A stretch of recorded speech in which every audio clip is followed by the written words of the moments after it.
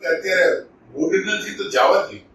પછી જયારે એની કુદરતની ખબર નથી ક્યારે આપણને મૂડ કરાવી દઈએ, ક્યારે પ્રાર્થના કરાવી દઈએ, એ ટાઈપની પછી વસ્તુ.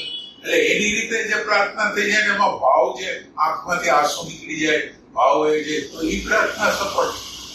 એટલે ભાવ અને હાજરી ભાવ બે ભેગું. તમે જે દરરોજ રેગ્યુલર કરો છો ને એટલે એક પ્રકારનું વાઇબ્રેશન થઈ ગયું. હવે એ વાઇબ્રેશન તમને જ્યારે ત્યારે અંતર્મુખ કરી શકે. પછી હંમેશા સરખું ન રહે, પણ છતાંય તમે જે રેગ્યુલર દરરોજ જે પ્રમાણે કરો છો અને જે ભાવથી કરો છો તો એનું એક વાઇબ્રેશન બની જાય દરરોજનું રૂટીન.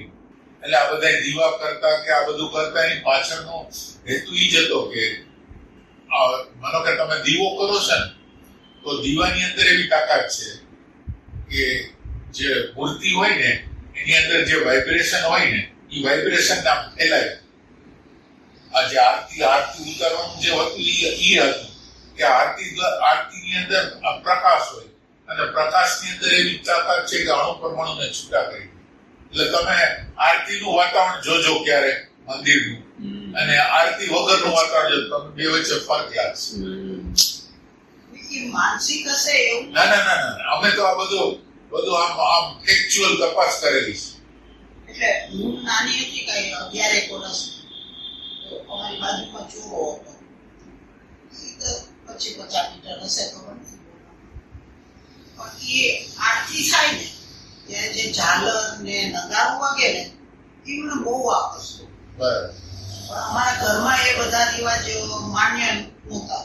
એટલે ઘરમાં વૃદ્ધ થયેલા નહોતા.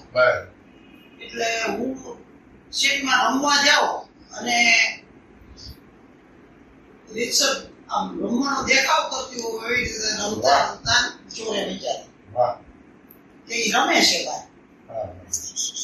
10-11 વર્ષની ઉંમરમાં મને યાદ છે. તમારે કઈક એવું છે કે નાના હતા તમને ડિપ્રેશન જેવું થાય, ગમે નહીં તમને?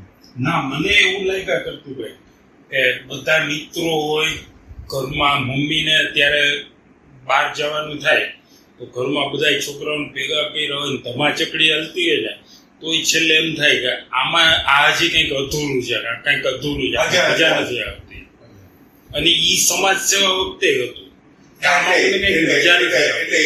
એટલે એવા જ પ્રકારનો એક ભાવાની અંદર છે કે માનો કે પછી એને ઇમ્પોર્ટન્ટ નો આપ્યું હોય ને એનો વિકાસ નો કર્યો હોય, પણ એની અંદરની એક વસ્તુ હતી કે મંદિરનો અવાજ સાંભળે ને એને એની ખુશી લાગતી. અને એને લીધે જ તમે વધારે વિચાર કરો તો સંતો મળ્યા, વિનોબા ભાવે, આપણે કોણ કહેવાય ઉદલાતાઈ, તો એનું કારણ તો હોઈ શકે અંદર ઊંડું આ પડેલું હોય, બહાર પછી એ ટાઈપનું ન હોય. એ મારા બાપુજી ખરેખર સંત હતા. કારણ કે એને બહારનું વાતાવરણ કઈ બહુ અસર જ ન પડે. એને ખાવાનું દો, ગાળો દો, કઈ એને કઈ અસર ન કરે. અને કાયમ બધાનું ભલું જ વિચારે, ભલું જ વિચારે એમ કાયમ. કોઈનું ખરાબ વિચારવું એવું પણ નહીં. મારી માં બહુ કર્કશ હતી, બહુ ખરાબ રીતે રાખતી. કોઈ દિવસ ઊંચું નીચું નહીં કહેવાય. આ કોઈનું સારું કરવાનું હોય તો એ પોતે કરી દેવાનું, કોને કહેવાય એવું ન હોય તો ન. ધારો કે મારી એક બેન બીમાર હતી તો એ ન વિચારે તારે એને મળશે, એના મગજમાં વિચાર જ ન આવે કે આ છોકરીને ઘી મળશે કે મારી સાથે હું ગયો વેકેશનમાં ત્યાં તો મારી સાથે ઘી મોકલે કે કુસુમ માટે ઘી લઈ જાય. કુસુમને ન મળવાનું. પણ એના મગજમાં વિચાર જ ન આવે. એટલો પવિત્ર. મને 10 મહિને એક આગળ લખતા કેનેડા ગયા પછી 10 મહિને. પણ એમાં એને એના દીકરા વહુના જે કઈ કોન્ફ્લિક્ટ છે હું પૂછવી કરી કેમ ચાલે છે, શું કરે છે લતા નીતા ફાઈવ મિસિસ મારા સ્ટેપ બ્રધર મિસિસ મજા આવે બસ એમ જ લખે. કોઈ દિવસ મને ખબર નથી પડી કે એ લોકોનું ખરાબ ચાલતું. લોકો પૂછાઈ ગયો ઘરમાંથી તો એ ખબર નથી પડતી. એટલે એટલું એમ એ એટલે એની ચાલી કઈ એક છે 4 ઓક્ટોબર મારા ફાધરની 4 ઓક્ટોબર શીતલની 4 ઓક્ટોબર બરાબર. પણ એને બીજા સંસ્કાર હોય થોડા હા. એટલે પણ એટલી નાની ઉંમરે ભાઈ અંદર ઓબ્ઝર્વ થતું હતું અને ધ્યાન રહ્યું કેવું હા, એ બહુ મૂકવું. મોટી વાત, મોટી વાત. કારણ કે એવડા હોય ત્યારે તો એટલું બધું ના, ના, અને કઈ એમ સીધા અધ્યાત્મના કોઈ સંસ્કાર ના, ના, સાચી વાત છે. એવું તો થતું જ હોય કંઈક. ધારો કે આમાં હું છોટું મામા ત્યાં વેકેશનમાં જાઉં, મામી રેડિયો સાંભળતા હોય, મારનાથી ખસી જવું પડે. મને ખબર નહીં અંદર ગમગીની જ લાગવા માંડે રેડિયો સાંભળવું. આ મારો જે વોઇસ છે ને એ તો આ છે એ હજી પૂરતું નથી, કંઈક ખૂટે છે એવું થયા કરે. એ જ સમાજ સેવા કરતા હતા ત્યારે એ જ લાગતું હતું કે હજી આ કંઈક પ્રોપર નથી, અધૂરું છે. કારણ કે નહીતર તો એ બધા અત્યારે કરે છે આટલા વર્ષથી, તો એને ક્યાંય લાગતું જ નથી ને. તો કંઈક છોડીને સંતો બીજી મને બાજુ વિનોભાઈએ કહ્યું, તાઈએ કહ્યું, બધા એ જ કે છે. સંતોની જનરલ ના, જનરલ આખું ગ્રુપ કરે છે તો કેટલી મજાથી કરે છે ને કેટલું કામ થાય છે ને વાતો એટલી ના, બધી એ હોય. લોકોને ના લાગતું હોય. બાકી ધારો કે વિનોબાજી છે, તાઈ છે, બધાને લાગતું હોય, પણ આ જરૂરી છે એટલે કરવું જોઈએ. સામે ભૂખ્યો માણસ બેઠો છે તો એને ખાવાનું આપવું. પછી એમાં જે કૃષ્ણમૂર્તિની જેમ હાવ હાથ ન ધોઈ નખાય. કાકા, જે કૃષ્ણમૂર્તિ એક છોકરો હોય છે અને છોકરો કે મને કંઈક આપો, તો કૃષ્ણમૂર્તિ કે હાલ મળી આરે, અને પછી એની ઘરે એને જે વસ્તુ જોતી હોય બધી આપે છે. લે એમ કૃષ્ણમૂર્તિ નહીં. તો એ એમ કહેતા હતા, તાઈને છૂટા પાડ્યા જ ને ઓલામાંથી, તો એમ કે અમુક કામ તો સમાજના કરવાય પડે ને. સમાજના કામ ના પણ એનો પરિપક્વ અવસ્થા એવી તો વિપ્લવે બધું છોડી દીધું. એટલે એમ કે પોતાની રીતે છોડે એ જુદી વાત છે. હા, પણ વિનોબા ભૂમિદાન કરે છે તો એ ખોટું છે હાવ. તો માણસનું મગજ જ્યાં સુધી મ્યુટેશન ઓફ માઇન્ડ ન થાય ત્યાં સુધી આપણે ગરીબ માણસને ગરીબ જ રહેવા દઈએ, ભૂખ્યા માણસને ભૂખ્યો જ રહેવા દઈએ, નાગા માણસને નાગો જ રહેવા દઈએ. જેમ ગાંધીજીએ કોટરી પહેરી બિહારમાં, એ બધું બંધ તો ન કરાય. દુનિયાની વ્યવસ્થા છે. હા, એટલે એને તાઈને હા, જે કૃષ્ણમૂર્તિ દ્વારા છોડાય હા. એ બરાબર, પણ વિનોબા ખોટું કરે છે એ હું તો હજી નથી માનતો. ખોટું કરે છે કે કોઈ કે કોઈ ખોટું કરતો નથી. એને બોલેલા છે કે આ ડોસો ગાંડો થઈ ગયો છે કે રખડે છે બધે. એને પણ વાંચ્યું છે. ઈ આ જે લેવલે છે ત્યાંથી તમે આને સમજાવી શકશો એમ કહેતા હોય કે આનાથી આગળનું સ્ટેપ છે. એને દેખાતું હોય, જે વિમલતાઈને દેખાતું હોય આપણને દેખાડતું હોય. એટલે ઈ જે કહે છે એ વિમલતા એની રીતે સાચું કહે છે, પણ નીચેના લેવલ થી જે કરે છે એ સાચું કરે છે.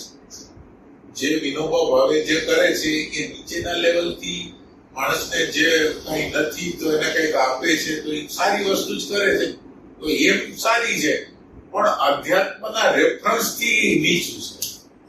એનાથી તો નીચું છે, પણ બધાનું માઇન્ડ તો આપણે બદલી શકવાના ના ના ના ના, એટલે એનો વિકાસ જ એમાંથી હોય.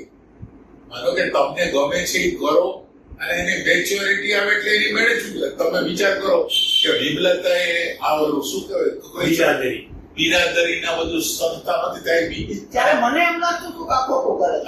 ના પણ પછી છોડી દીધું ને. પણ એ એટલે બિરાદરીની સ્થાપના ત્યારે હું બોલતો કરતી એને યાદ હોય કે નહીં, કે આ કરાય જ નહીં. હા. એ જેના દ્વારા કરે છે એ લોકો જ કામ કરેવાય. તો વિનોબાએ જે ભૂમિદાન આપ્યું એ ભૂમિદાનની જમીનોની શું સ્થિતિ છે? આપણી બાજુ નથી. એ સફળ ન થયા, પણ એનો પ્રયત્ન પણ કર્યો. ના, એટલે પ્રયત્ન બધાએ કરવાનો છે.